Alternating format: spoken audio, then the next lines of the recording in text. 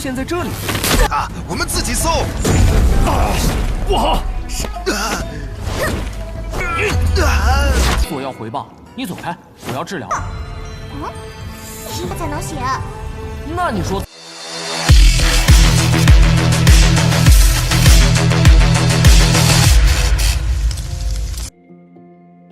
Halo semuanya, selamat datang di Ruang Sinema. Bagaimana kabar kalian semua? Semoga selalu sehat dan baik-baik saja.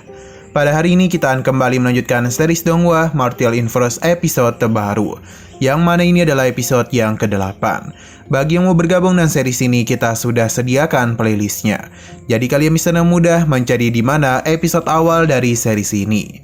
Sebelum kita mulai episode terbarunya, kita akan melihat dulu apa saja yang telah terjadi pada episode sebelumnya, tepatnya pada episode 7. Kemarin Feng Hao ternyata masihlah selamat dari badai besar yang telah menerkam dirinya.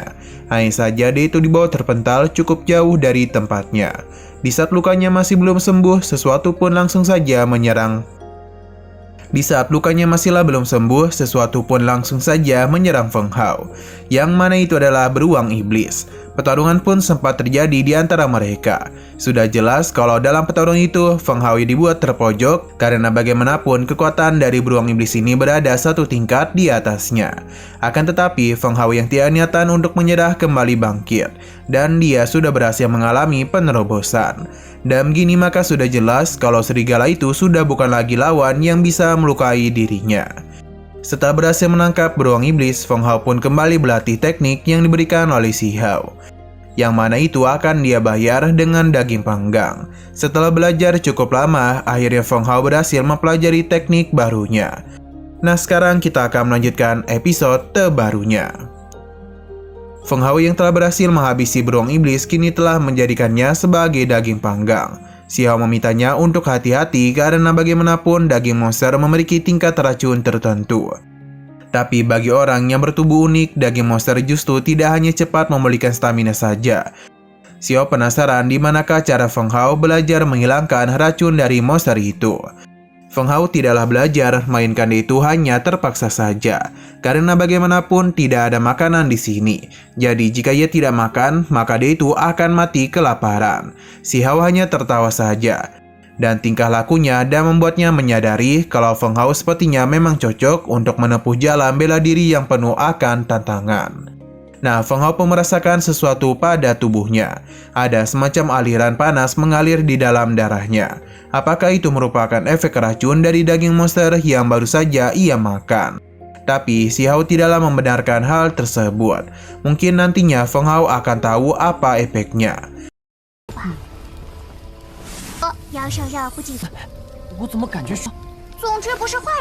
Di sisi lain, kepala keluarga Hu masihlah terus memikirkan putranya yang tidak kunjung bangun. Di sisi lain, kepala keluarga Hu masihlah terus melihat putranya yang tidak kunjung sadarkan diri. Ia lalu mengingat pemberian dari sang utusan sekte iblis kegelapan, yang mana dengan hal itu, penetua dari keluarga Feng bukanlah tandingan dari kepala keluarga Hu.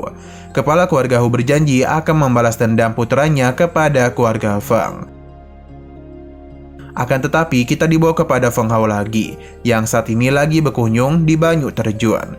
Bagi Si Hao, cara tercepat untuk menembus ranah Martial Master adalah dengan menggunakan cara lain.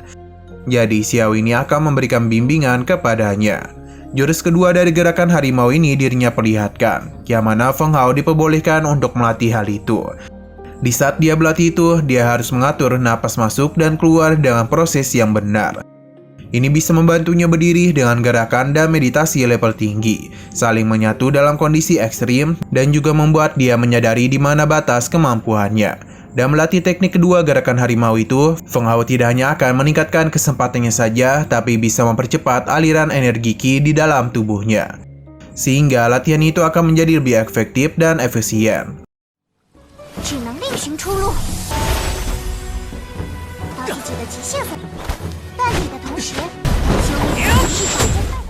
Akan tetapi Feng Hao masihlah merasa ada yang kurang.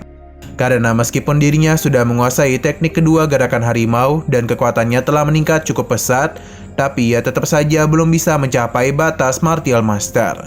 Si Hao menegurnya agar menanyakan hal itu kepadanya. Ia pun memberitahu cara tercepat dalam naik tingkat adalah dengan menyerap energi dalam jumlah besar dan menjadikannya sebagai kekuatannya sendiri. Hanya saja apa yang dia katakan itu mungkin terlalu sulit untuk Feng Hao pahami. Di sisi lain ada seorang gadis yang sedang dikejar-kejar. Ia pun terpojok karena sudah berada di pinggiran tebing. Para perampok ini berada di ranah martial apprentice tingkat tinggi. Jadi mereka tidak akan pernah membiarkannya pergi hidup-hidup. Gadis ini tidak takut dan akan memberikan perlawanan kepadanya. Kembali kepada Feng Hao yang bingung harus mencari energi besar di mana. Terlebih lagi si Hao tidaklah mau memberitahunya. Sampai akhirnya mereka pun dikejutkan dengan suara petir yang tentu tidak bukan berasal dari serangan gadis tadi. Ia melancarkan serangan kepada para perampok. Untuk si Hao sendiri sudah tahu kalau petir ini adalah sebuah teknik dari seseorang. Padahal seseorang dengan elemen petir sangatlah jarang ditemukan. Feng Hao pun harus tersengat petir tersebut dan tenggelam ke dalam sungai itu. Untung saja dirinya yang hampir tidak sadarkan diri diselamatkan oleh gadis tadi dan langsung membawanya naik ke permukaan.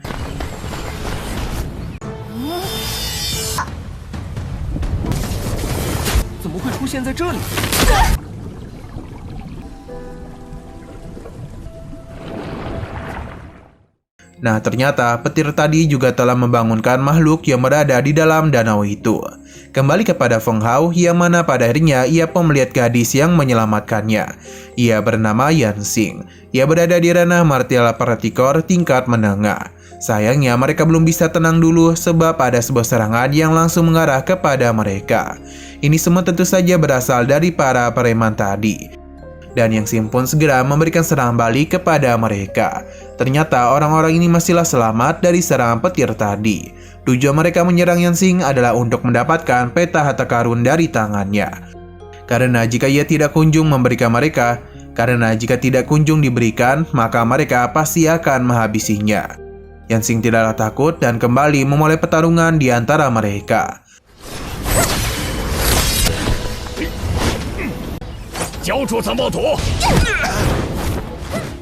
Di saat ia sedang sibuk, Xin Hao akhirnya sadar kalau gadis inilah yang memiliki teknik petir. Ia tidak tahu apa yang dipikirkan oleh Feng Hao, karena sebelumnya dia itu telah diserang namun malah berterima kasih kepadanya. Kembali ke dalam pertarungan, tentu menghadapi 3 orang sekaligus bukanlah perkara yang mudah dan membuat Yan Xing terpojok. Di saat ia sedang terdesak itulah Feng Hao akan menyelamatkannya. Pada akhirnya, Yan Xing pun mendapatkan kesempatan untuk menyerang balik.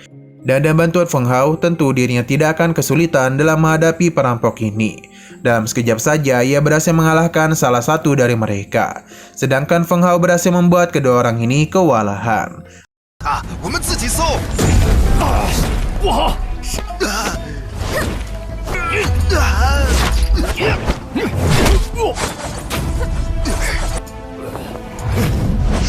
Akan tetapi Yan Xing memintanya untuk tidak melakukan pengejaran, karena para perampok ini memiliki jumlah yang sangat banyak. Lebih baik Feng Hao itu membawa dirinya pergi bersembunyi. Feng Hao paham dan bertanya kepada Xin Hao kemanakah mereka harus pergi. Karena bagaimanapun tempat ini dipenuhi oleh begitu banyak monster. Xin Hao sepertinya tahu di mana tempat yang cocok, jadi dirinya pun mengajak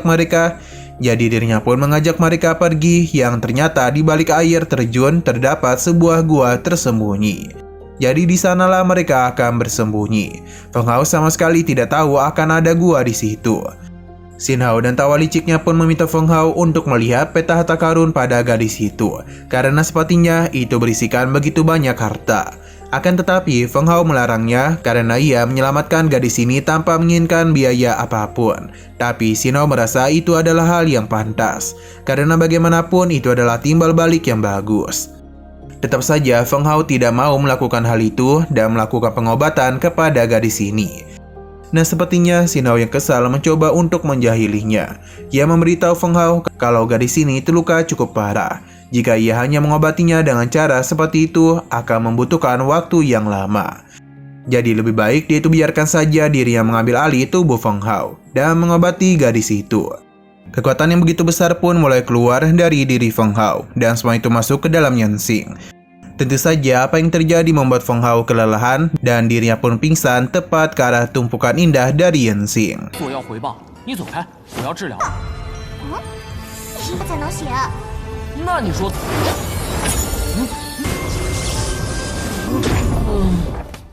Nah, sayang sekali lagi seru-serunya episodenya ini malah bersambung.